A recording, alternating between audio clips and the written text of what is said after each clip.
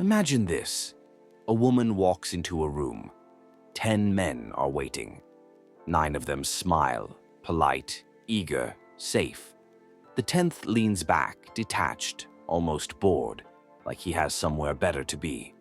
Guess which one she can't stop staring at. And here's the unsettling truth. It's not always because of looks, money, or even charisma. It's psychology. It's biology.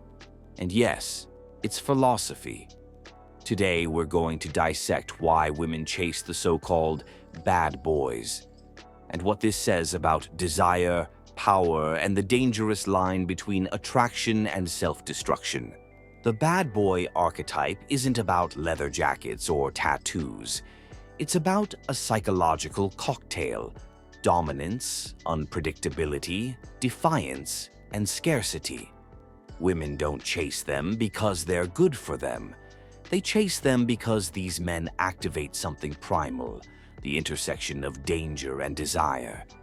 But let's not romanticize. For every fantasy of the rogue who can't be tamed, there's a graveyard of broken relationships. This isn't a love story. It's a survival manual. Carl Jung wrote about the shadow, the darker, repressed side of human nature. The bad boy lives in his shadow. He doesn't hide his flaws, he weaponizes them. And that is magnetic. Why? Because most men present a mask: politeness, stability, predictability.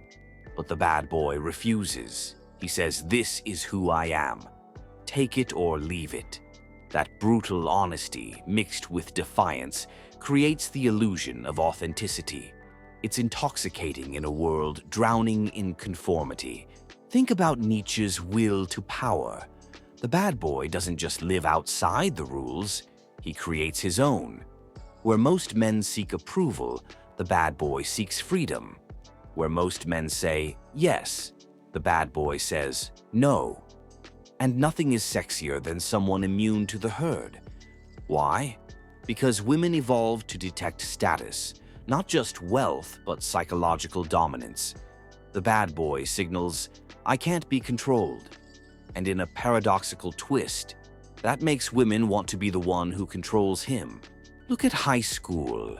There's always that one guy, never studies, talks back to teachers, shows up with a smirk instead of homework. Girls line up. Meanwhile, the nice guy sits with his backpack zipped, homework done, smile rehearsed. Invisible. It's not because women want chaos. It's because chaos signals strength in a world obsessed with order. Here's where science sharpens the blade. Studies show that women's attraction to risk-taking men spikes during ovulation. Why? Because risk is tied to genetic fitness, the kind of man who survives against odds. The bad boy screams survival value. Even if he's destructive in the long run, in the short run, he radiates life force. It's not logical. It's evolutionary. Let's break this into a framework. 4 forces of attraction. 1. Dominance, not cruelty, but command. The ability to take up space unapologetically. 2. Unpredictability. Mystery creates tension. The bad boy is a question mark, not a period. 3. Scarcity. He's not always available. Scarcity fuels value. 4. Defiance. He resists control, and humans want what resists them.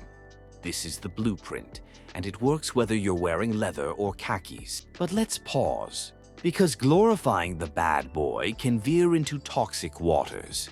There's a difference between confidence and cruelty, between authenticity and abuse.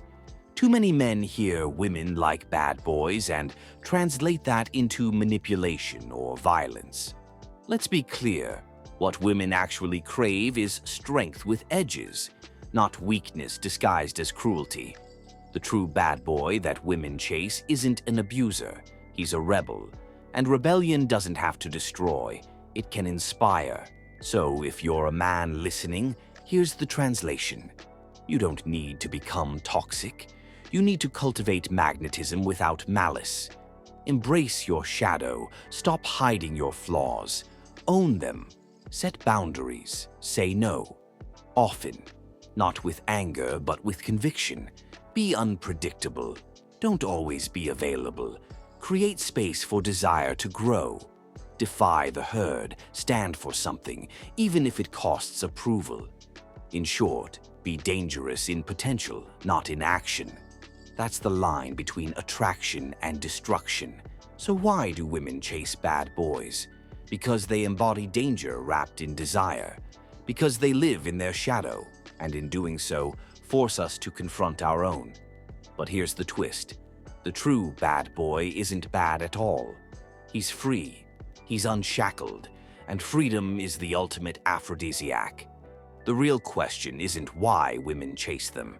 It's whether we dare to live with that same unapologetic authenticity, without destroying ourselves in the process. If you found yourself nodding, arguing, or rethinking your last relationship while watching this, good. That's the point. Because psychology isn't just theory, it's a mirror. And sometimes the reflection is uncomfortable. Subscribe for more breakdowns like this, where we don't just explain human behavior, we expose it.